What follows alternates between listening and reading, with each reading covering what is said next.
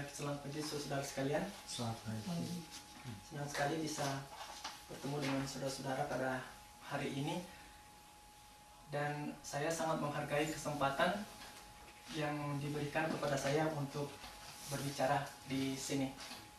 Ketika pertama kali ada rencana dari tempat saya mengajar untuk kuliah,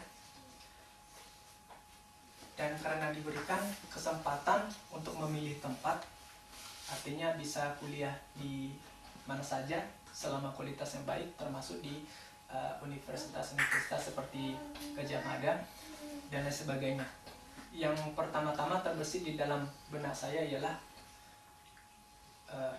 universitas yang dekat dengan Jemaat Kristus. Sehingga pada waktu itu saya sempat juga menanyakan kepada saudara Didi dan teman-teman yang lain seberapa jauh universitas tertentu dengan kita. Kenapa saudara-saudara? Karena bagi saya itu merupakan pilihan penting bagi kita ketika kita pindah dalam jangka waktu tertentu di suatu tempat. Perlu bagi kita untuk mempertimbangkan selama bisa kita usahakan agar dekat dengan saudara-saudara seiman kita. Baiklah saudara-saudara, untuk pada hari ini saya mengambil renungan kita dari kitab Filipi pasal 3.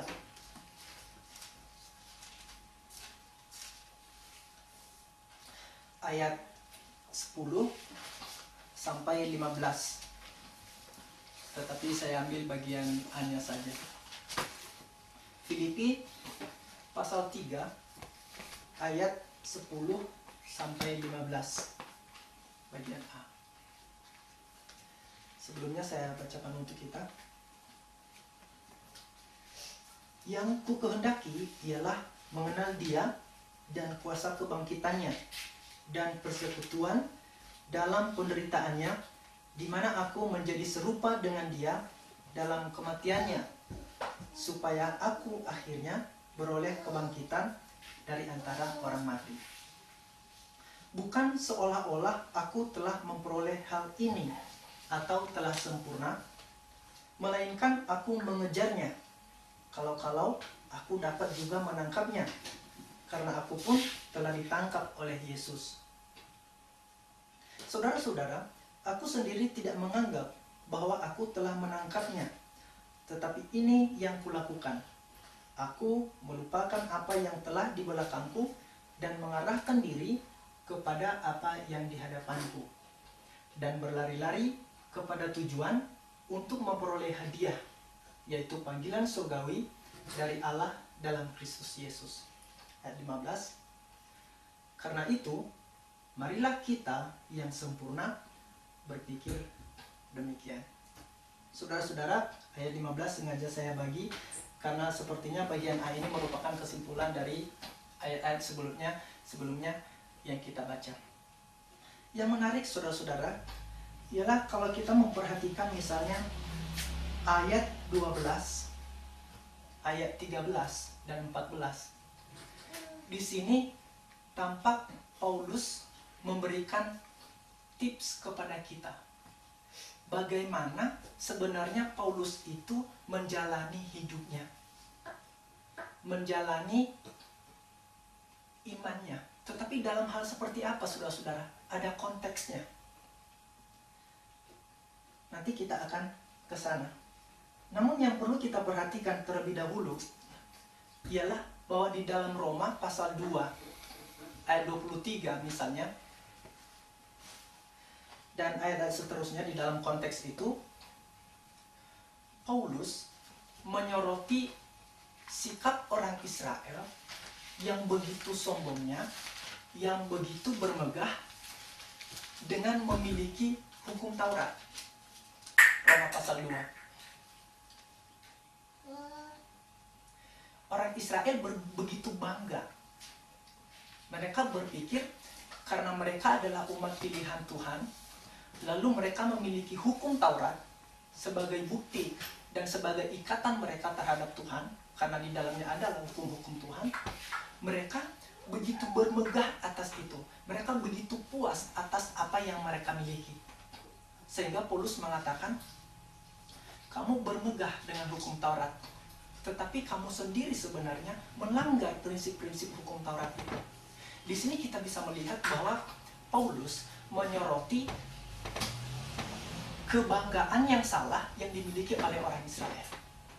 Lalu, di dalam Roma pasal 11, kita mulai misalnya dari ayat 11 sampai 22, di situ lagi-lagi Paulus menyoroti kesombongan rohani, tetapi bukan lagi orang-orang Yahudi, melainkan orang-orang non-Yahudi. Kenapa? Karena kita tahu di dalam teks itu bahwa orang-orang Yahudi itu seperti terbuang karena mereka keras kepala, karena mereka memang tidak mau menerima hukum Tuhan. Tetapi orang lain yang merupakan non-Yahudi yang dalam hukum Taurat adalah orang-orang yang asing di hadapan Tuhan, telah menjadi dekat dan telah menjadi umat Tuhan. Tetapi yang menjadi masalah ialah bahwa sepertinya ada kesombongan rohani dari orang-orang non-Yahudi ini dengan mengatakan bahwa kami yang dari luar ini sekarang telah ditempelkan kepada tiang anggur, kepada pohon anggur yang sejati, dan mereka bermegah atas itu secara spiritual. Saudara-saudara, kita melihat bahwa Paulus menggarisbawahi sikap yang seperti ini. Di dalam 1 Korintus pasal 10 ayat 12, makanya Paulus menasihati orang-orang Kristen dengan mengatakan, jikalau kita atau jikalau kamu merasa dirimu kuat, siapapun yang merasa dirinya kuat harus hati-hati supaya jangan jatuh. Nah, menurut hemat saya, saudara-saudara, latar belakang seperti ini juga merupakan kunci yang dipegang oleh Paulus. Kenapa dia bisa mengambil sikap seperti yang kita bacakan tadi? Bagaimana dia menjalani hidup imannya, kehidupan kekristenannya. Karena di satu sisi kita harus terus membangun diri kita harus terus belajar. Tetapi di satu sisi kita pun bisa juga terjebak di dalam keadaan kita, di dalam pengetahuan yang kita punya, atau di dalam posisi kekristenan yang kita punya. Terjebak dalam arti bahwa kita merasa sudah mencapai sesuatu, sehingga kita berhenti untuk mencari hal lain. Kita berhenti untuk mengembangkan diri kita. Nah, ayat ini tadi merupakan ungkapan Paulus, merupakan tips yang diilhami oleh Tuhan dari Paulus tentang bagaimana seharusnya kita menjalani hidup kita. Di ayat 10 misalnya, dia mengatakan, yang ku kehendaki ialah mengenal Dia. Di sini kita melihat apa yang menjadi pusat perhatian Paulus di dalam pelayanannya. Atau kalau kita tarik tingkatannya ke bawah sedikit, kita melihat apa yang menjadi pusat perhatian Paulus di dalam kehidupannya sebagai orang Kristen. Dia berusaha supaya mengenal Dia. Di dalam bahasa Yunani-nya, kata mengenal di sini lebih tepatnya diterjemahkan ke dalam bahasa Inggris misalnya seperti recognize atau acquainted with, yang berarti mengenal karena telah melihat, karena telah mendengar, dan karena telah mengalami. Itu pengertian yang dari bahasa Yunani-nya. Jadi bukan hanya sebatas tahu, tetapi pengetahuan yang dimaksud ialah pengetahuan karena memang mengenal, pernah mendengar, dan juga mengalami. Kemudian pengertian lain ialah dikatakan to make ourselves familiar with, membuat diri kita akrab dengan. Jadi dengan kata lain, jikalau Paulus mengatakan yang ku kehendaki ialah mengenal Dia, maka Paulus bermaksud supaya dia itu akrab, dia itu familiar dengan yang namanya Yesus Kristus. Tahu betul, tidak asing lagi. Kita tahu bahwa sering ketika teman-teman saya yang dari jurusan komputer misalnya berbicara tentang komputer, saya bengong gitu. Karena ada hal-hal yang tidak familiar kepada saya, ada hal-hal yang tidak akrab di telinga saya, sehingga saya tidak nyambung. Karena itu istilah-istilah komputer. Itu menunjukkan bahwa saya tidak mengenal hal itu. Inilah yang dihindari oleh Paulus agar tidak dialami, sehingga ketika berbicara tentang dia dalam arti Yesus Kristus, Paulus itu familiar dengan itu. Paulus mengetahuinya. Tapi bukan hanya dia, saudara-saudara. Dikatakan lagi, yang kukendaki ialah mengenal dia, lalu mengenal kuasa kebangkitannya. Bolehlah orang Kristen mengaku misalnya, saya mengenal Yesus Kristus. Tetapi bagaimana dengan kuasa kebangkitannya? Bagaimana dengan yang di bawahnya lagi? Yang ku kehendaki ialah mengenal persekutuan dalam penderitaannya. Di sini Paulus membagi-bagi. Saya ingin mengenal dia, saya ingin mengenal kuasa kebangkitannya, dan saya ingin mengenal persekutuan dalam penderitaannya. Paulus mengatakan, saya sebagai orang Kristen, dan kita, para pembaca, perlu mengenal, perlu memahami yang dimaksud dengan persekutuan dalam penderitaan Kristus. Disambung lagi, di mana aku menjadi serupa dengan dia di dalam kematiannya. Saudara-saudara, poin-poin yang tadi mungkin bisa dianggap remeh, tetapi kita melihat dari akhir di dalam ayat 11, betapa pentingnya yang dimaksud oleh Paulus. Kenapa dia harus mengetahui, memahami Yesus Kristus? Kenapa dia harus mengenal kuasa kebangkitan Yesus Kristus? Kenapa dia harus memahami persekutuan dalam penderitaan Yesus Kristus? Di ayat 11 dikatakan, supaya aku akhirnya beroleh kebangkitan dari antara orang mati. Dengan kata lain, perlu sekali bagi kita sebagai orang Kristen untuk memahami persekutuan dengan Kristus. Untuk memahami seperti apa kita ambil bagian di dalam kematian Kristus. Untuk memahami dengan cara apa kita itu bangkit dan serupa dengan Kristus. Bagaimana caranya? Perlu bagi orang Kristen untuk memahaminya. Kenapa perlu, saudara-saudara? Supaya kita pun bisa dibangkitkan dari antara orang mati. Kalau saya gambarkan dengan kata lain, saudara-saudara, apa yang ingin dipahami oleh Paulus ini sangat esensial di dalam mendapatkan keselamatan itu. Kita tahu, Paulus bukan orang sembarangan di dalam jemaat. Bahkan sebelum dia menjadi jemaat pun, sebelum dia menjadi orang Kristen pun, dia merupakan orang yang sangat ahli di bidang hukum Taurat. Pengetahuannya tidak sedikit. Apalagi ketika dia menjadi orang Kristen, bisa dikatakan semua pengetahuannya selama ini itu dipoles, lalu ditambah dengan semua pengetahuan murni yang sesuai dengan kehendak Allah. Ditambah.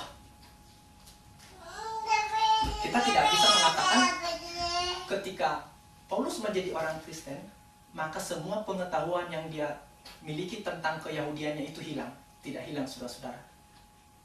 Apapun yang diketahui sebelumnya tetap ada di situ. Ketika dia menjadi orang Kristen, pengetahuannya pun semakin bertambah. Tetapi di dalam kemampuan seperti itu, Paulus mengatakan, bukan seolah-olah aku telah memperoleh hal ini. Di dalam bahasa Indonesia, ini agak berbeda, khususnya ayat 12 dan ayat 13. Ya, kalau di dalam ayat 12, bisa dikatakan, bukan seolah-olah aku telah memperoleh hal ini atau telah sempurna. Kalau kita simpulkan, berarti Paulus belum memperoleh sesuatu. Paulus belum sempurna. Lalu, dia menyangkal, kalau ada orang yang berpikir bahwa saya berbuat seolah-olah telah sempurna, tidak. Itu salah. Karena saya memang belum sempurna, dan saya pun tidak berbuat seolah-olah telah sempurna. Itu di ayat 12. Tetapi di ayat 13, berbeda. Dikatakan, saudara-saudara, aku sendiri tidak menganggap bahwa aku telah menangkapnya. Sepertinya yang di ayat 13 ini menekankan bahwa sebenarnya Paulus itu telah sempurna. Paulus itu sebenarnya telah memahami sesuatu, tetapi dia menganggap dirinya belum memahaminya. Namun jika kita melihat di dalam bahasa Inggris, saudara-saudara, pengertian keseluruhan ayat ini 12 dan 13 itu sama. Menuju konteksnya ialah bahwa Paulus pun belum sempurna. Paulus pun belum mendapatkan apa yang diinginkannya. Yang menarik, saudara-saudara, ialah yang sudah saya jelaskan tadi tentang bagaimana latar belakang kehidupan Paulus, apa yang diketahui oleh Paulus, betapa besarnya Paulus itu di mata orang Yahudi, dan juga di mata orang Kristen karena dia ada rasul. Dia rasul, tetapi di dalam ayat ini dia mengaku bahwa dia belum sempurna.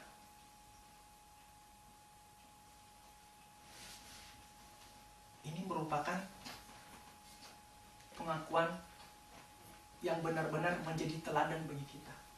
Tidak heran bahwa Paulus mengatakan kepada orang Kristen, saudara-saudara, turutilah teladanku sebagaimana aku menuruti teladan Kristus. Dengan kata lain, kalau di dalam ayat 12 dan 13 ini, Paulus memiliki cara bagaimana supaya dia tidak mengalami kesombongan rohani. Paulus memiliki cara bagaimana supaya dia tidak berhenti belajar, bagaimana cara supaya dia tidak berhenti untuk mengembangkan dirinya. Dengan berpikir dan dengan menyadarkan dirinya sendiri bahwa dia itu belum sempurna. Dia belum mendapatkan apa yang diinginkan secara rohani. Tidak peduli apa yang dipikirkan orang lain tentang Rasul Paulus, atau tidak peduli apa yang dipikirkan oleh orang lain tentang diri mereka sendiri. Hal ini berkenaan dengan orang-orang Yahudi pada saat itu, khususnya para ahli Taurat yang berpikir bahwa mereka sudah mengetahui segalanya. Atau mungkin anggapan anggota jemaat, betapa besarnya Paulus itu, betapa hebatnya Paulus itu misalnya, betapa banyaknya pengetahuan yang dimiliki oleh Paulus itu. Kata Paulus, terlepas dari apa yang saudara-saudara pikirkan tentang saya, atau terlepas dari apa yang saudara-saudara pikirkan tentang diri saudara, saya masih menganggap bahwa saya ini belum sempurna. Itulah sebabnya di dalam ayat yang ke-14, di bagian akhir, dia mengatakan, aku melupakan apa yang telah di belakangku dan mengarahkan diri kepada apa yang di hadapanku. Kebanyakan orang berpikir bahwa ini memang seperti ada hubungannya dengan masa lampau, masa lalu, yang sudah berlalu, ya berlalu. Tetapi kalau dikaitkan dengan apa yang sudah saya bahas sebelumnya, saudara-saudara, hal ini juga menunjukkan tentang seperti apa Paulus itu, apa yang telah dilakukan, betapa besarnya karyanya di dalam jemaat, di dalam ladang Tuhan. Dia mengatakan, aku melupakan itu. Itu sudah di belakangku. Dia tidak mengingat prestasi apa yang telah dilakukan, karena mungkin itu akan membuat dirinya merasa puas, karena mungkin itu akan membuat dirinya merasa telah sempurna. Makanya dia melupakan itu. Dia lebih fokus ke depan dengan betapa banyaknya hal yang masih perlu dilakukan oleh dia. Saudara-saudara, betapa indahnya Paulus mengatakan ini. Di dalam teks bahasa Inggris dikatakan, I press on toward the mark of the prize. Dia terus mengejar, dia terus berlari ke arah depan untuk mengejar apa yang diinginkannya. Di dalam ayat 15, bagian awal, ada yang menarik. Paulus mengatakan, karena itu marilah kita. Kita siapa? Dia jelaskan, yang sempurna. Tadi Paulus menganggap dirinya belum sempurna. Paulus menganggap dirinya belum mendapatkan apa yang diinginkan secara rohani. Belum. Saya belum apa-apa, saudara-saudara, kata Paulus. Tetapi di ayat 15 dia menyimpulkan, karena itu baiklah kita yang sempurna. Artinya apa?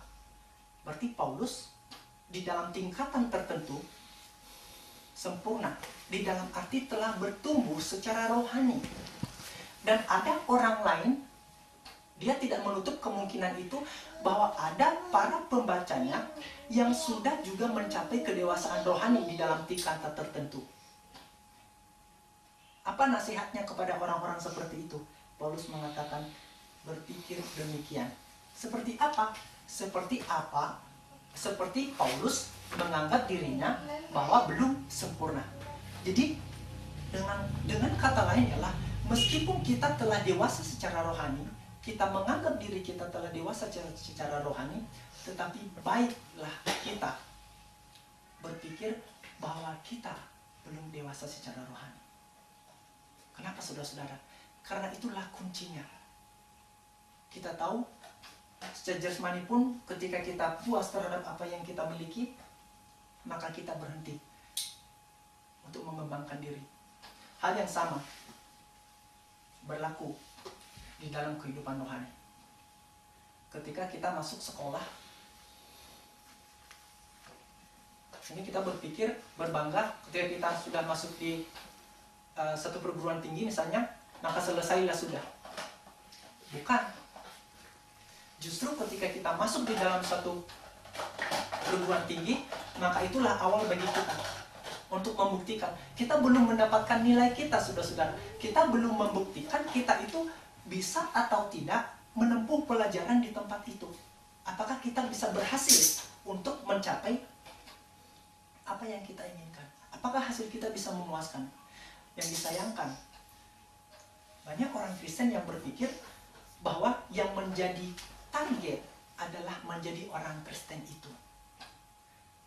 Sehingga ketika belajar MK masih belajar firman Tuhan, waduh, saya belum menjadi orang Kristen, saya masih belum melakukan perintah Tuhan, lalu buru-buru. Setelah menjadi orang Kristen, lega sudah, saya sudah dibaptis, saya sudah menjadi orang Kristen. Merupakan pikiran yang salah, saudara-saudara. Merupakan prinsip yang salah. Karena justru pada saat itu kita baru masuk kelas 1 SD. Kita akan lulus atau tidak tergantung pada bagaimana kita menjalankan kehidupan kekristenan itu. Menjadi orang Kristen, saudara-saudara, mendapatkan keselamatan membutuhkan usaha yang terus-menerus seumur hidup. Tidak ada batas di mana seseorang bisa mengatakan, saya sudah mencapai kedewasaan rohani. Tidak ada batas. Hal lain ialah bahwa tidak ada juga excuse, tidak ada juga alasan bagi orang Kristen untuk mengatakan, saya tidak bisa melakukan itu karena saya bukan guru Alkitab misalnya, atau karena saya tidak pernah mengenyam pendidikan di sekolah Alkitab, maka saya tidak perlu mendalami firman Tuhan. Tidak, saudara-saudara. Yang harus kita ingat ialah bahwa kita semuanya adalah murid Kristus. Yang namanya murid Kristus, yang namanya seorang murid, terus belajar, tidak peduli statusnya seperti apa. Dari apa yang dikatakan oleh Paulus ini, dia menjelaskan kepada kita bagaimana dia menjalani hidupnya agar dia tidak mengalami kemunduran secara rohani, agar dia tidak berhenti untuk belajar, agar dia tidak berhenti untuk mengevaluasi dirinya. Satu fakta yang terlihat ialah seakan-akan Paulus ini mengatakan semakin dekatnya kita kepada Kristus, justru kita semakin merasa betapa tidak apa-apanya kita ini. Saya dulu mengalami hal yang seperti itu, sampai sekarang mengalami hal yang seperti itu juga. Tentang pengetahuan misalnya, ketika saya sudah mengetahui isi satu kitab, saya merasa bahwa yang saya tahu itu sebesar bola kaki. Tetapi semakin banyak saya belajar, saya menyadari lagi bahwa sepertinya yang saya tahu itu baru sebesar apel. Lalu saya belajar lagi tentang ilmu apapun. Saya menyadari lagi bahwa ternyata ketika ilmu saya semakin bertambah, ketika pengetahuan saya semakin bertambah, saya menyadari lagi bahwa yang saya tahu itu sebenarnya baru sebesar kelereng dari seluruhnya. Dan semakin belajar lagi, saya menyadari bahwa yang saya tahu ini belum ada apa-apanya dengan apa yang seharusnya saya tahu. Itulah maksud Paulus, saudara-saudara. The nearer we draw to Christ, the more we feel our unworthiness. Semakin dekat kita terhadap Kristus, seharusnya kita semakin merasa bahwa kita ini tidak ada apa-apanya. Kita merendahkan diri di hadapan Kristus, kita terus menambah ilmu kita tetap tentang apa yang dikehendaki oleh Tuhan, sehingga saudara-saudara, kita bisa menjadi sempurna, semakin mendekati sempurna, sampai akhirnya Tuhan memanggil kita. Saudara-saudara, kita jangan berhenti untuk menjadi orang Kristen, untuk mengembangkan diri kita. Kita jangan menjadikan pekerjaan kita sebagai alasan bagi kita untuk mengatakan, saya tidak perlu mempelajari firman Tuhan itu. Semua orang Kristen, apapun pekerjaannya, apapun profesinya, diwajibkan untuk mempelajari firman Tuhan itu. Semoga Tuhan memberkati kita.